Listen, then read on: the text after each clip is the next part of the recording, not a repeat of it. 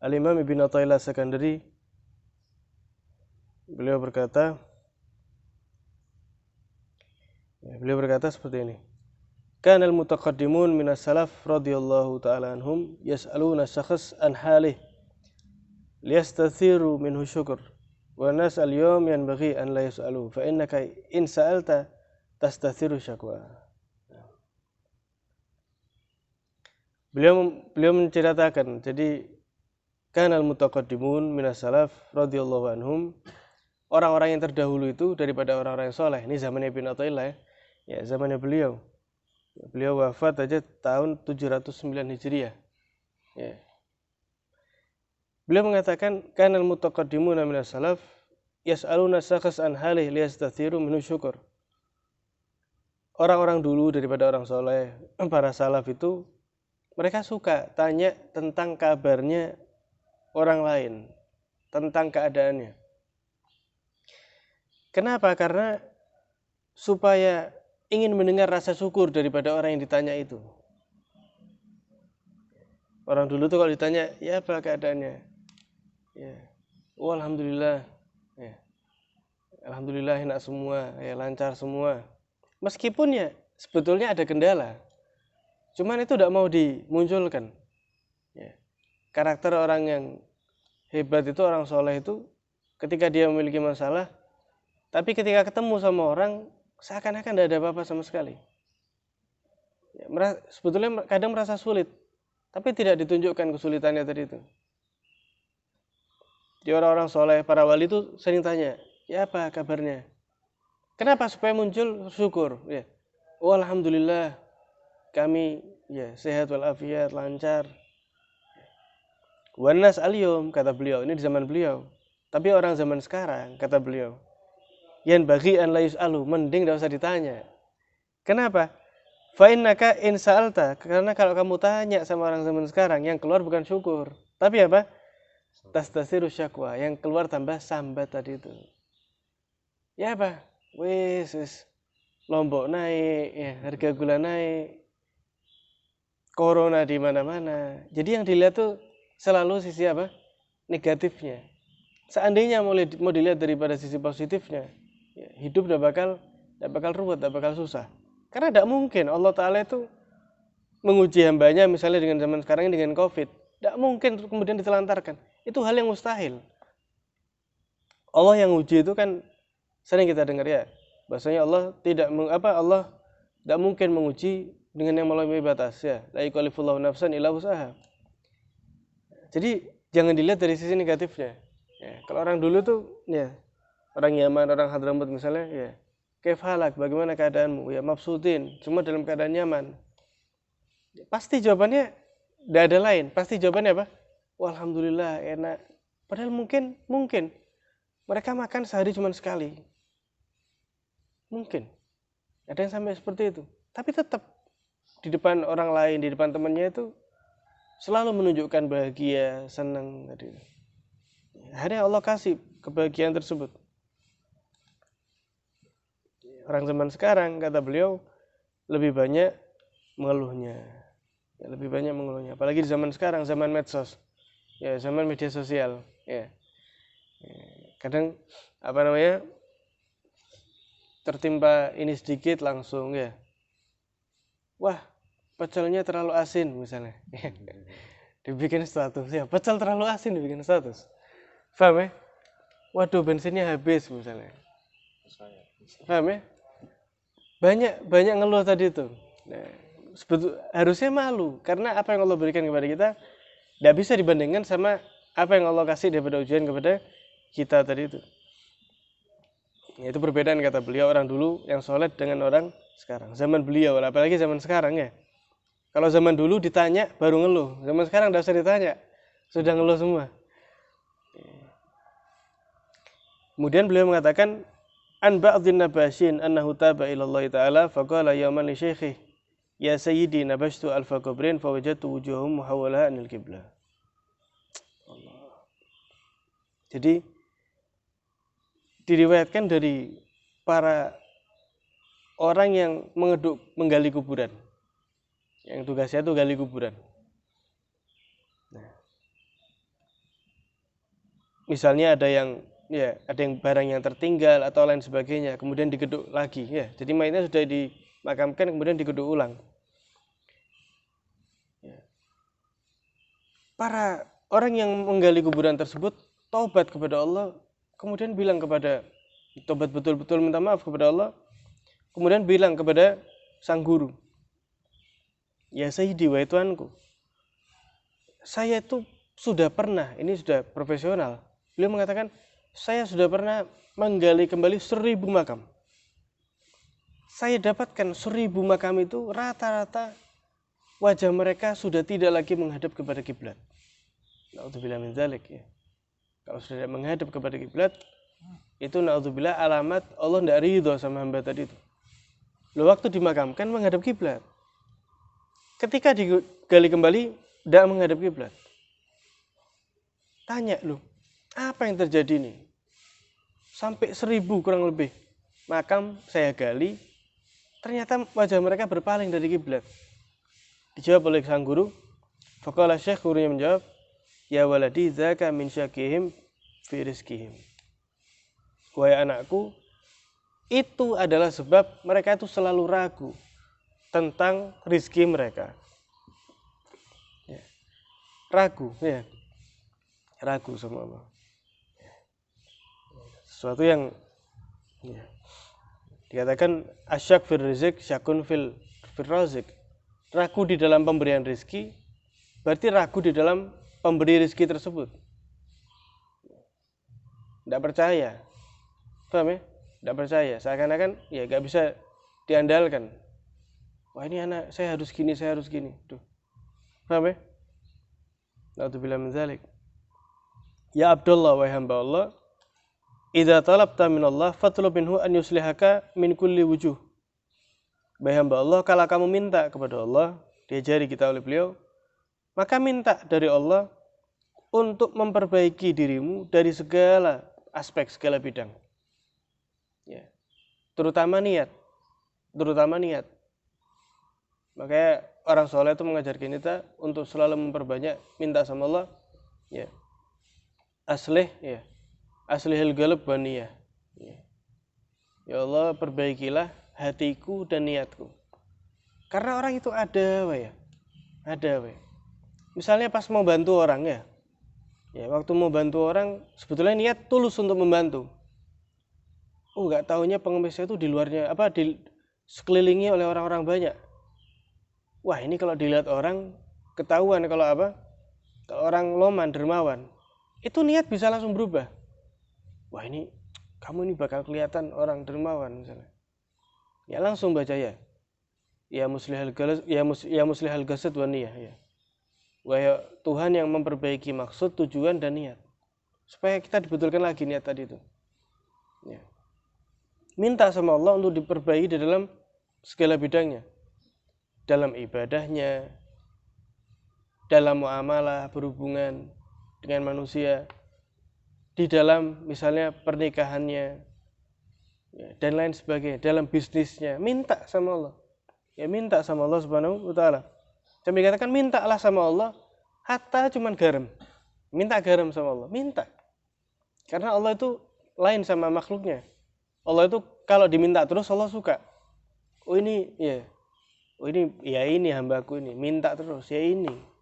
Justru kalau tidak diminta sama seorang hamba, ini hamba ini sombong ini. Merasa dirinya bisa mengendalikan segalanya tanpa saya. Biasanya sama Allah kalau sudah kayak gitu, malah Allah lancarkan. Biar apa? Biar semakin jauh dari Allah, merasa dirinya bisa segalanya. Na'udzubillah min dzalik. Wa an yuslihaka birridhu anhu fi tadbirihi lakana. Kemudian kamu minta sama Allah untuk memperbaiki hatimu, dirimu dengan apa? Dengan keridhaan.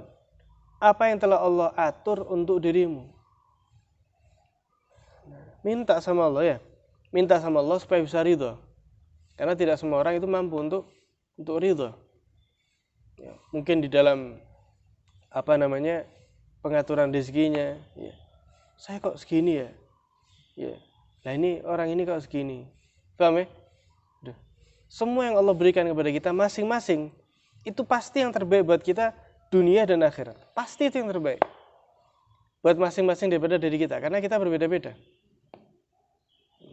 Allah Maha sayang kepada kita. Summa innaka abdun syarud, kata beliau. Kamu itu hamba yang selalu kabur dari Allah.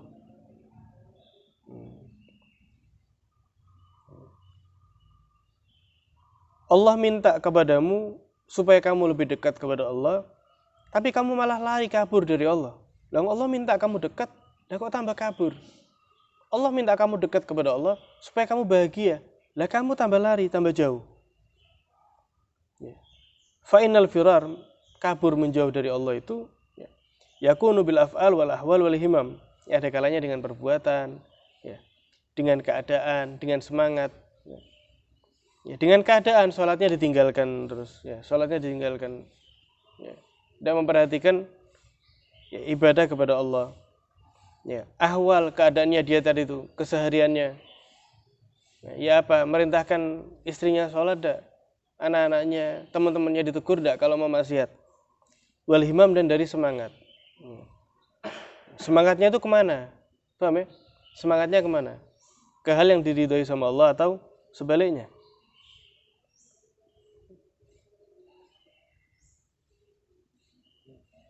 Lah kok bisa dikatakan hamba yang kabur tadi gimana? Dijelaskan oleh beliau. Fa in kunta fi sholatika tashu. Nah, kalau kamu itu di salat kamu lupa. Wa fi shaumika talhu, ketika puasa juga lalai dari Allah. Tidur tok misalnya sampai maghrib. Wa fi lutfillahi tasyuk, di dalam kelembutan Allah kamu ragu.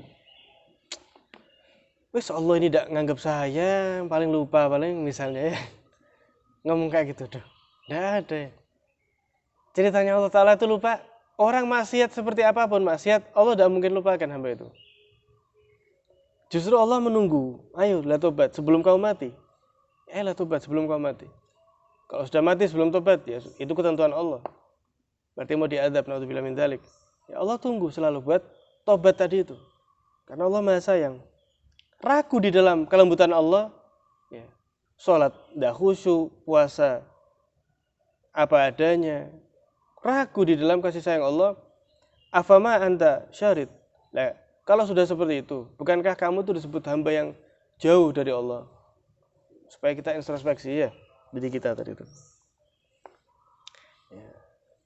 Kemudian yang terakhir diceritakan daripada Syekh Abil Hasan Asyadzili, seorang wali besar, orang saleh alim. Beliau pernah cerita seperti ini.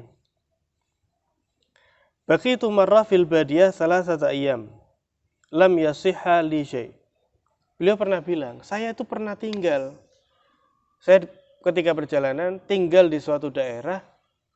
Sebetulnya pemukiman ada muslimin. Tapi selama 3 hari tidak ada satupun yang menjamu saya. Ini beliau cerita. Lah subhanallah, ya karena beliau itu ulama ya, berpakaian ulama, ada beberapa kelompok kaum Nasara lewat farauni muttaqian, melihat saya tuh kok bersandar lemas dak. 3 hari tidak dijamu. Pelit-pelit maksudnya orang-orang situ. Akhirnya orang Nasrani melihat Imam Abil Hasan tadi itu, melihat mereka bilang, hadza qissisun minal muslimin. Oh, ini pendetanya orang muslim. Bahasa mereka pendetanya. Oh, ini pendetanya orang muslim ini. Mereka tahu, ini istilahnya ulamanya. Fabadau inda ra'si syai'an min at-ta'am man sarafu. Karena tahu tuh syekh sampai ketiduran, senderan. Tapi syekh ini tahu gitu loh, ada Nasrani lewat. Akhirnya diambilkan makanan, ditaruh di dekat daripada kepalanya syekh tadi itu, ditaruh di dekatnya. Kemudian ditinggal. Akhirnya syekh ini mengatakan di dalam dirinya, ya lal ajab, sungguh mengherankan ya, kata beliau. Kaifa ruziktu ala aidil a'da? Lah bagaimana mungkin saya itu justru mendapatkan rezeki dari musuh-musuhnya Allah. Selama dia kafir, musuh-musuh Allah. Walam urzak ala aidil ahibba. Justru saya tidak mendapatkan rezeki, makanan, minuman dari tangan-tangan orang yang harusnya saling menyayangi dengan saya. Aneh ini. 3 hari tidak ada yang jamu daripada muslimin, Nasrani lewat dikasih makan. Paham ya? Sehingga dikatakan sebuah makalah telah dinyatakan laisar rajul man yurzaku ala aidil ahibba innamar rajul man yurzaku ala aidi a'dai.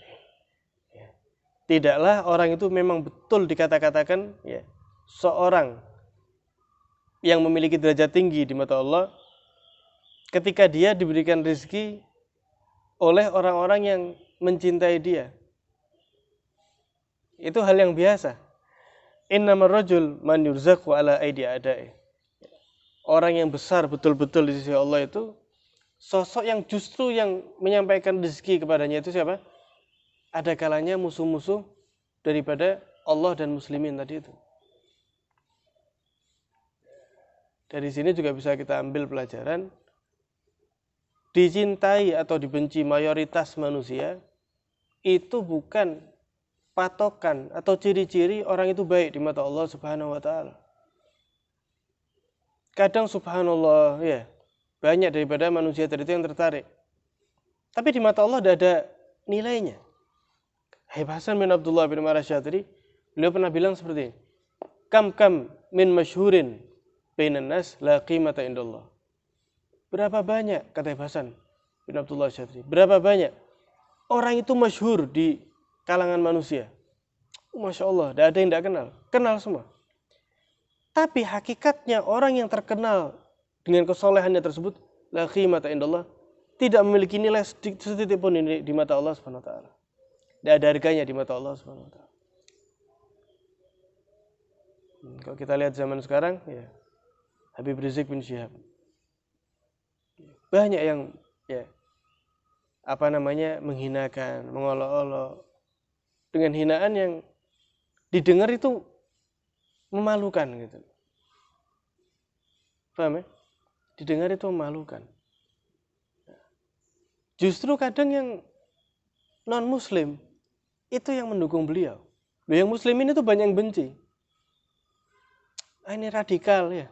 Loh, radikal dari mana? Habib Rizik itu rela dirinya dihina, keluarganya direndahkan. Untuk siapa? Bukan untuk beliau. Kalau untuk beliau, ya, sudah ada kayak gitu Habib Rizik.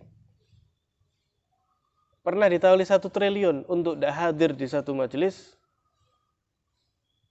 ditolak sama beliau. Bukan, paham ya? Bukan untuk membatalkan majelis tersebut. Jangan hadir dikasih 1 triliun. Tidak bisa dibeli. Sehingga orang-orang tahu ini tidak bisa dibeli ini orang. Tapi yang tidak paham ya? Jadi Habib Rizik itu merelakan dirinya, bahkan nyawa beliau untuk kita. Untuk keselamatan masyarakat Indonesia tadi itu. Karena beliau peduli. Lah kalau beliau tidak peduli, lah ngapain capek-capek beliau? Lah ngapain kok sampai di penjara, Bering? Apa tidak kesian istrinya, anak-anaknya? Enggak. Itu sama beliau jadi murah harganya. Kenapa? Demi ridho Allah dan Rasulnya dengan menyelamatkan umat Nabi SAW. Lah kalau beliau tidak peduli, ya wis beliau punya pondok, paham ya? Pengajian-pengajian beliau, ya, rutinitas beliau, ya, itu sudah yang dijalani. Tapi enggak, beliau kesian sama buruh, beliau kesian sama orang-orang yang akhirnya dizalimi. Nah, tapi banyak ada yang benci beliau, banyak. Apa itu berarti beliau dibenci di mata Allah? Enggak, justru sebaliknya. Justru ketika beliau rela seperti itu, paham ya? Justru sebagian ada orang Kristen, ya, ada orang Buddha, justru tersanjung dengan Habib Rizik tadi itu. Nah, itu ya, pejuang yang sejati. Lah kok teriak-teriak? Teriak-teriak itu refleks. Ketika ada orang, naudzubillah, misal menemukan anaknya pakai narkoba, responnya kira-kira seperti apa? Lu pakai narkoba, Masya Allah. Lu, ya, bakal ngulangi enggak? Ya tidak bakal takut. Tapi kalau langsung, ya, orang yang saking sayangnya sama anaknya itu pasti marah-marah enggak? Marah-marah. Loh, apa ini? Ya. Kamu tuh gini. Habib Rizik juga seperti itu. Kenapa kok sampai beliau nadanya tinggi segala macam? Karena saking khawatirnya tadi itu. Saking khawatirnya. Itu baru pejuang yang apa?